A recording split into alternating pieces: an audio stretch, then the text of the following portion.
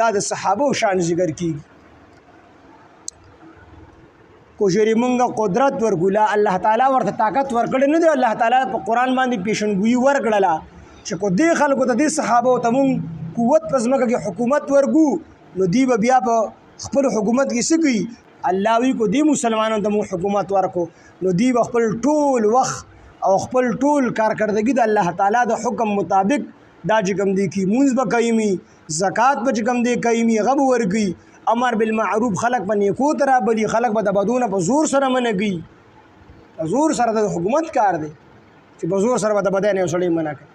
یو سړی بدکاری وکړه زینه وکړه غیر شادي شوده دی د لبه کوم دی کوړې ورکه یو سړی شادي شوده دی او د باندې گواهان قیم شو دی بس سنگساره پکانو باندې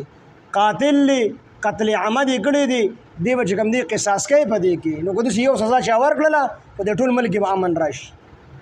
صحابه دا ورو کنه د عمر رضی الله دا ورو چې د کالو خيسته جینه او ډکه جینه او قسم قسم کالی ور سره او په خشک او بیابانونو باندې سفر وکړو مدینه منوره ته ورسېدا او چې عمر رضی الله تاسو کو وسحالو بلاره باندې چې کوم کور ته وتلما نیمه شي دا یا زما د پلار کور دی یا مې د خاون کور ان سر کور دی بالکل دسه برات ښکارې دو او هیڅ قسمه تکلیف راتل چار د بد نظر باندې نه دی کته دسه امن راغلی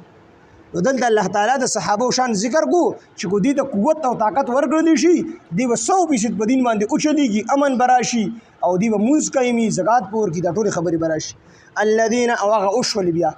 هغه اوشول خلفای راشدین په دور کې حضرت ابوبکر صدیق رضی الله عنه دور کې صرف چې کوم د زکات نه خلکو پکې انکار کړو حضرت ابوبکر صدیق د خلاف د جهاد اعلان وکړ چې چا د نبی عليه السلام په زمانہ کې او ورکاو په زکات کې خو موهار او پړی ور سره نه ورکاو اوس په هغه وخت کې سره پړی مو ورکاو او خې مو ورکاو اوس سره پړی نه ورګین هم سره خلاف په جهاد کې زکات وقایم دا د اسلام چې کوم دي اهم ارکان دي کنه